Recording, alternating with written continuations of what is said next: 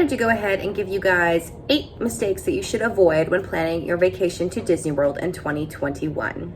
Hi there, my name is Christine and I am a Disney adult. I love all things Disney, Universal, Orlando, theme parks, food. If that sounds good to you, you're gonna wanna go ahead and hit that subscribe button and the bell icon there so you can be notified as to when I upload a new video. As for today, let's get right into it. These are mistakes you want to avoid when planning and on your Disney vacation this year. The first thing you want to avoid is not reserving a park pass. So Disney this year, due to COVID and everything like that, introduced the park reservation system, and you're gonna wanna go ahead and book that as soon as you can. Once you purchase your tickets, go ahead and book what parks you want because they do fill up really quickly, and with Disney increasing capacity, they have been filling up even more. I highly recommend purchase your tickets, do your park pass reservations, that way you don't have to worry about it and you can be sure you can get into the parks that you wanna get into. Also, on that note, make sure when you are planning your vacation, you look at the reservation system calendar so you're like sure that most of these parks are available. That's what I would do. Like the day I purchased my tickets, I would be on there looking at what parks were available, making sure that they were available in the dates I wanted to go, because you don't want to buy your tickets or buy your reservation package and then go look at it and come to find out like only Epcot's available for the entire week you're there. So definitely make sure you're checking and booking those park pass reservations. My second tip is if you are staying on Walt Disney World property and you would like to have a magic band, unfortunately, they are no longer complimentary to resort guests. So Disney is not providing them for you, but you do get a discount purchasing them when you buy them like before your before your vacation versus after or during your vacation. The magic bands on Disney property are more expensive than the ones online, and they also give you a discount. So if you want to get magic bands for you and your family, you're going to want to purchase those ahead of time and save yourself a little bit of money. My third tip is going to be, or my third thing you want to avoid doing, is sleeping in too late. Theme parks right now are opening a little bit later, closing a little bit earlier. Their hours aren't back to what they normally were before this pandemic, but they are starting to extend them. But my tip for you guys is to actually get to the parks about 30 to 45 minutes before the posted opening time. Most of the parks have been opening about 30 minutes early, sometimes an hour in some cases. When I came down here in February, Epcot opened an hour before the park even was posted to open. And you can get on those rides that you really, really want to get on, like with no wait. So we're talking Flight of Passage, we're talking Soarin', we're talking Mine Train, things like that. So get to the parks early. You don't really want to sleep in. If you don't want to kill yourself during the day and be there open to close, because I don't like to do that either, what I would recommend is getting there at opening, going to a resort or going back to your resort for lunch and just relaxing through that really hot period of the day between like 12 and 3 or 4, and then going back and finishing the night between like 5 and 8 or 5 and 10 whenever they're closing, and enjoying the park in the evening. That's personally my recommendation. I especially recommend that to people with kids because it gives your kids a break, lets them take a nap, you can relax, watch TV, you know, get a meal, go to the pool, whatever you want to do. It just gives you kind of a break from the walking in the theme park. My fourth tip is for all of you Star Wars fans that want to go ahead and get Rise of the Resistance tickets. Make sure you wake up very early on the day that you want to get those passes. They do open at 7, and I am telling you, I spoke to a cast member in Hollywood Studios when I was getting these passes for myself, and they said that they sell out in under 18 seconds normally. So you can do everything right and still not be guaranteed a pass. That's why it's important to wake up and make sure you are hitting that button at 7 o'clock in the attempt to get into it. Now, I'm going to tell you this. I did not get mine at 7 a.m. the day I went to Hollywood Studios.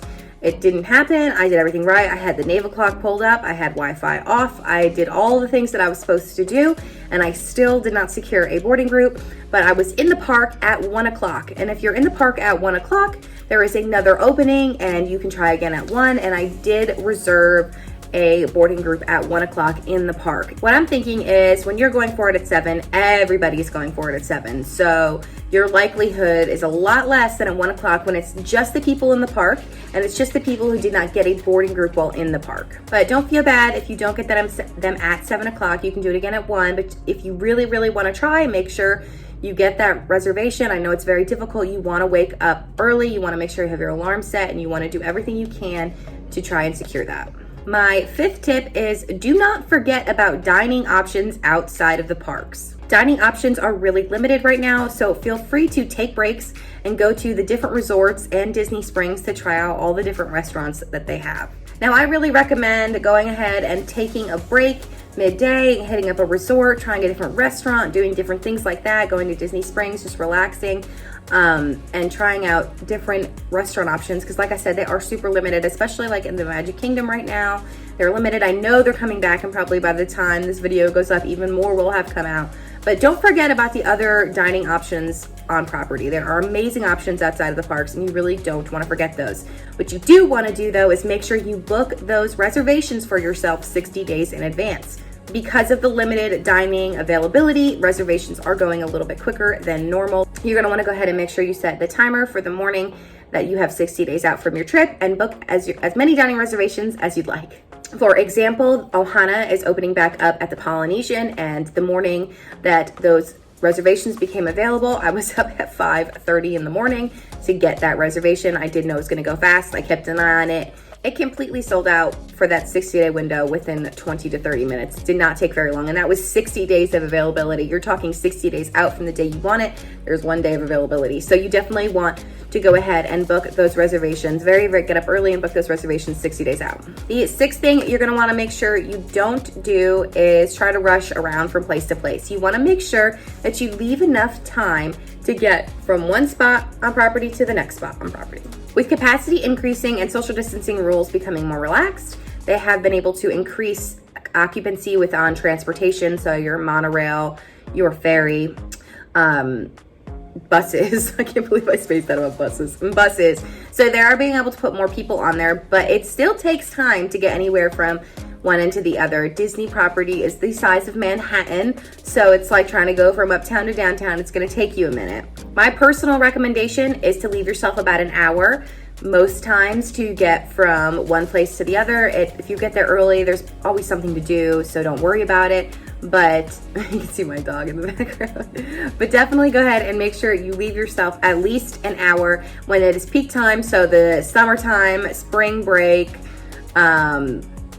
holidays, you're going to want to go ahead and probably leave yourself about an hour and a half to get from place to place. My next tip does also have to do with dining. You do not want to just wing your dining when you're here right now. Unfortunately, all quick service restaurants right now are mobile order only. Well, not all, but like 90% of them are like mobile order only. Blah, blah, blah. This means that you're going to want to go ahead and place those mobile orders really early. I kind of recommend whatever park you're going to that morning, sit down with your family and say, okay, where do we want to have lunch? Do we want to have dinner here? Are we doing snacks? What are we doing?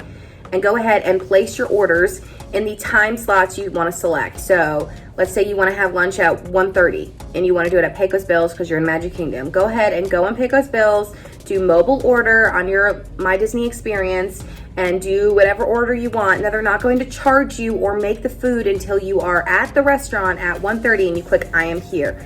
And then they'll start to prepare your order. So this kind of secures your spot, because I'm telling you, I made the mistake at Magic Kingdom. I honestly didn't realize everything quick service was mobile order only. So I went to Starlight Cafe and I had to wait like 20 minutes for a burger. And normally it's just like walk up, get it, go.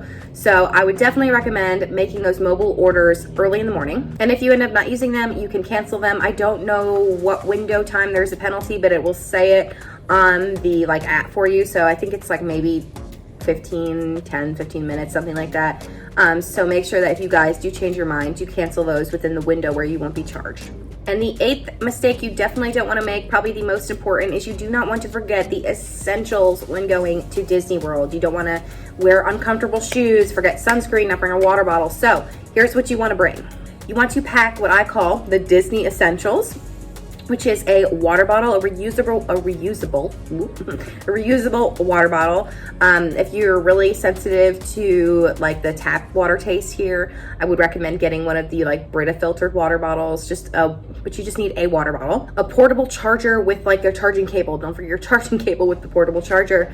Your phone is going to die, or it's going to get close to dying, because you're going to be taking videos and pictures and using My Disney Experience and all of those things. So you want to make sure you have a backup. If you don't, they have fuel rods in the park. They are $30, I believe, or $40 to start and then $30 to change out. I don't personally use those. I bought a pack of 2 portable chargers off of Amazon for $10. I'll go ahead and link a portable charger below. Actually, I'll just go ahead and link my, recommendations for all of these essentials below. That way you guys can go check them out. But I don't recommend fuel rods personally. I just don't like them. But that's a personal preference, and I don't want to spend $30 on a portable charger. I just don't, especially for one vacation. Like, if you are like most people, you come to Disney World once a year, if that, once every couple years, just once with your family. This is a one-time trip. Like, you don't want to spend $30 on a portable charger when you can go on Amazon and spend 10. But you definitely do want to bring one. The next thing you really don't want to forget is that's an essential. It's an umbrella or a poncho.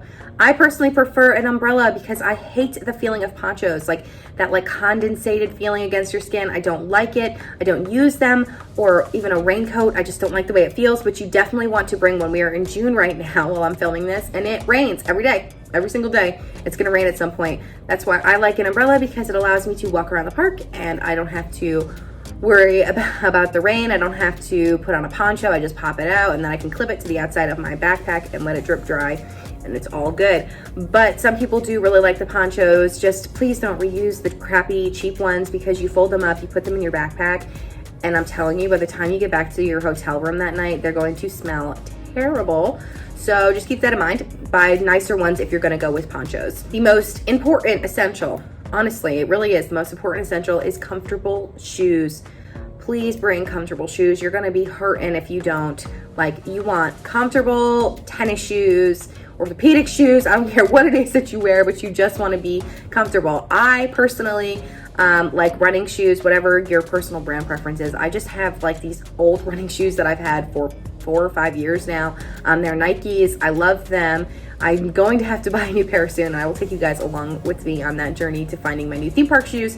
But for now, those are the ones I use majoritively. I also have Teva flip-flops for when I'm just going to do Disney Springs, maybe for an hour or two, and I'm not gonna kill myself. But Tevas are pretty good, especially the ones that like have the back strap and all of that. Those are very comfortable.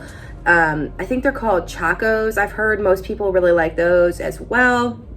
The key really here is just wear something comfortable. You can find cute and comfortable all at the same time, or if you want to, bring your cute shoes in your bag so you can take all your pictures and do whatever you want, and then wear your comfortable shoes for the day while you're actually doing stuff and having fun. Those are my essentials. Like I said, I will link my recommendations below. We were talking water bottle, portable charger, an umbrella or a poncho, and comfortable shoes. Those are very, very important. Oh, one off the top of my head, sunscreen. Sunscreen. Do not forget sunscreen. I did that once. And sunscreen, let me tell you, at Disneyland, at least, when I forgot it one time and I was at Disneyland, I went to guest services and asked for it, and it was $15. So keep that in mind when you can go to CVS and buy it for like $4. So you don't want to forget sunscreen. Thank you so much for taking the time to watch this video. I hope it helps you. If it did, please go ahead and leave a like and a comment telling me what you got out of this video or what you'd like to see from me next. I really, really hope I helped some of you. If you have any questions in regards to your Disney vacation, go ahead and leave me a comment or go follow me over on TikTok. I am trying to get to 1,000 followers over there so I can answer all of your questions about Disney and other things. If you go check out my TikTok, you'll get to see the other side of my business as well. With that being said, again, thank you so much. I hope I helped, and I will see y'all real soon.